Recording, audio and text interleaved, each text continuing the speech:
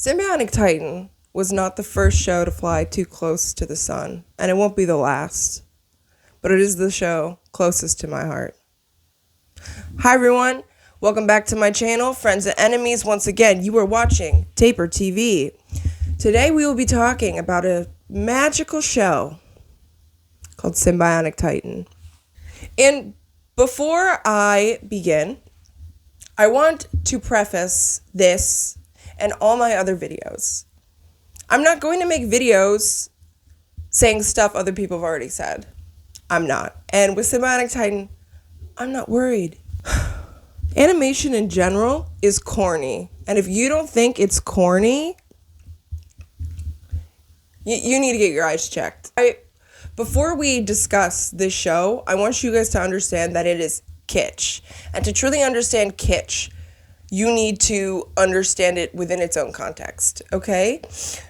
Kitsch, to truly value and understand it, you need a radical acceptance.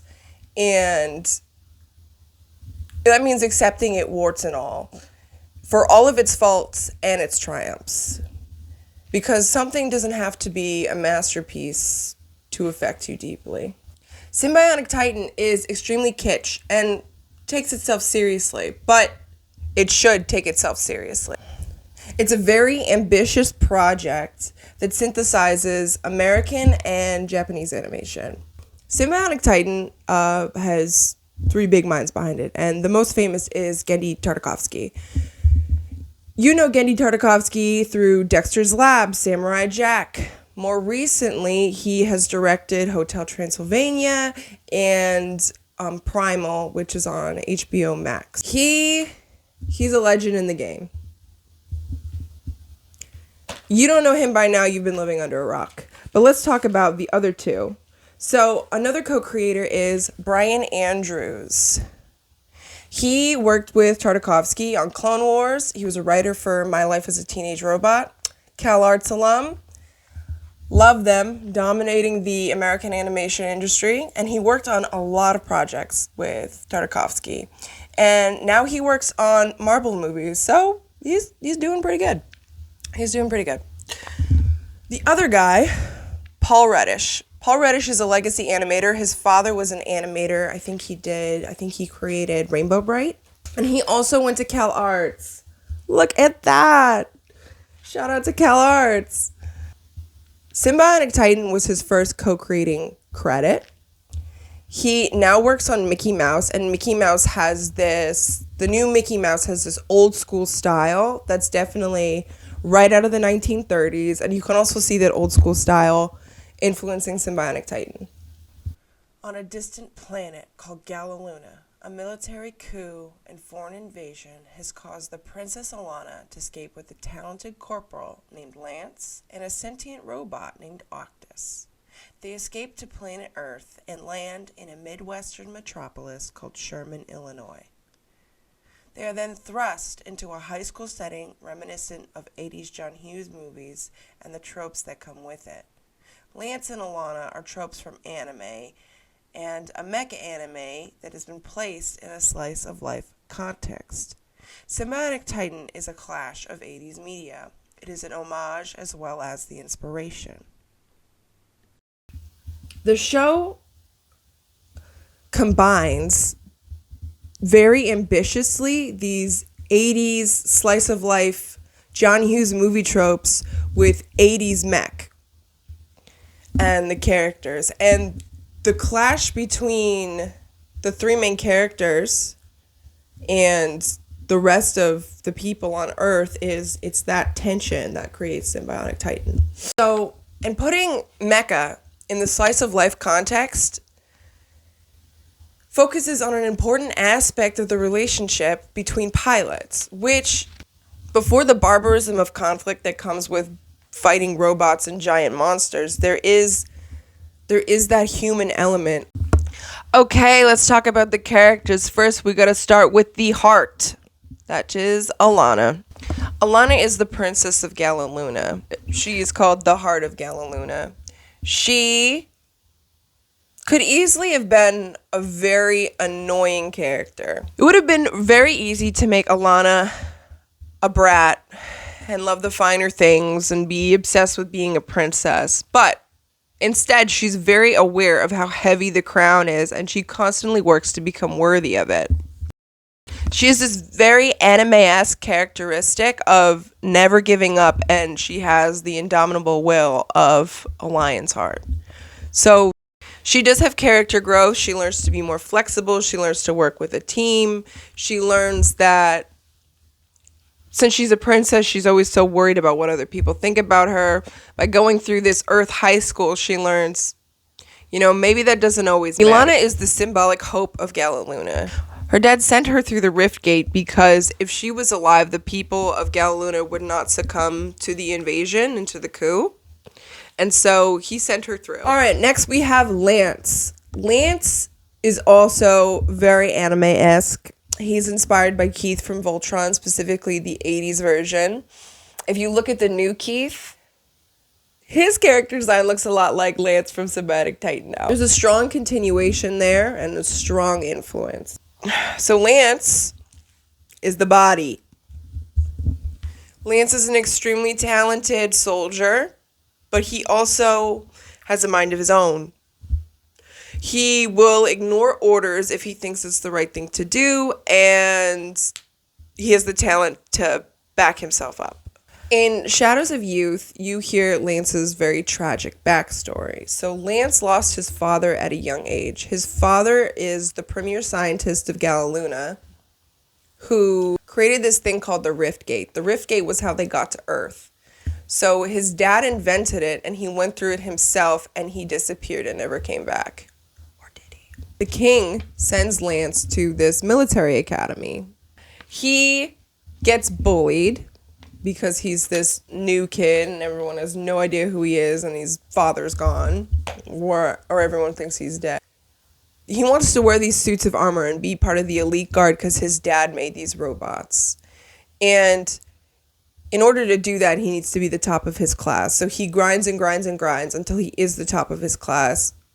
He gets into a tussle that eventually almost gets him expelled. So he is about to graduate with honors, and this other kid who's jealous tries to kill him. Obviously, getting the trust fund rich kid that's supposed to have been handed everything pissed off to the point where the trust fund kid attacks him. The trust fund kid attacks him. Lance retaliates, but he escalates it by getting in the mech that his dad designed and almost killing a bunch of people. It was extremely immature of him to do that because he could have gotten so many people killed for a petty feud. But after that really changed him because Lance's recklessness and, drive to march to the beat of his own drum was really solidified there. So he's only gone as far as he has because he has talent. And Lance's character growth comes from his relationship with Alana and Octus, who I'll mention later. So when Lance goes to Earth, he takes his job very seriously.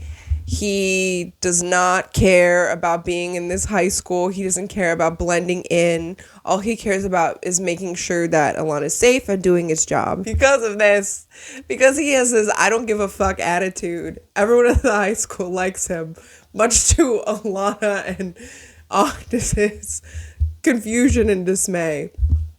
Lance does have some character growth. He does realize that doing whatever he wants all the time and flying off the handle is not always the best course of action. And since he didn't really have a family since his dad left, Octus and Alana become his family, and he finally gets that human bond that I think he's been lacking for most of his life. Also, I'd like to point out that Tartakovsky based Alana and Lance's relationship on Patsu and Cheetah from Castle in the Sky. So for everyone who likes to say, oh, they're not in love, they are. Or at least they will be. All right, on to the third and probably the most original character in Sym-Bionic Titan, Octus. Octus is the mind. Obviously, he is the sentient robot. In Octus is a new character. He has to figure out who he is in real time, and he discovers the limits of his own humanity, or if he has any at all. Octus has this very special relationship with Kimmy, this stuck-up cheerleader girl, and she brings this humanity out of him. She is also an 80s trope. It is the nerd's revenge kind of thing. She's like the hot bitchy cheerleader that falls in love with this nerd who sees her for who she is instead of like a hot piece of ass. He tells her in his robot analysis way, your brain is the same size as everyone else's, which is quite cute. Octus is integral to the team as the analyst. He senses when the rift gate opens and a monster will come through. He can analyze their surroundings. He's a big deal. And he is also integral to forming Titan. Octus is also one of the few characters that doesn't have such a clear influence. I was rewatching Castle in the Sky for this video, and the robots in Castle in the Sky, I do see an influence there, because instead of being, battle robots and, robots of destruction, these robots are living on this floating city, taking care of the animals and the plants and stuff like that. And Octus is a defense robot. He's there to preserve life, not take it. He's also not as plagued by the anxiety of influence like all of the other characters. He's not like an 80s John Hughes trope. He's not an anime trope. He's himself. And I think he is the most refreshing character. He is what allows the team to become something new. He's integral to forming Titan. And his abilities, while are very sci-fi, border on fantasy. When they form Titan, he just gets really, really huge. And where does this material come from? We don't know. It's never explained. You suspend your disbelief. Okay? It's kitsch. Suspend it. This aspect makes Sym-Bionic Titan border a little more on fantasy than sci-fi.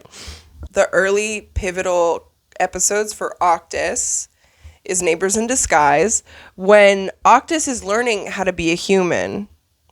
And he does so by watching a child's cartoon. Now, I think it's easy to say, oh, this cartoon is for babies. It's talking about Sym-Bionic Titan, all cartoons, and like, ha ha ha. Well, they have lessons. They're still useful for us, even as adults. And I don't think that's what it means. I think it's more about how Octus is like a baby. He's only been, interacting with people for maybe a couple of months at this point. He might be a supercomputer, but he has no idea how to interact with people or how to resolve conflicts with human emotions. So he uses this cartoon to learn the valuable lesson for himself and try and help Lance and Alana, who aren't getting along.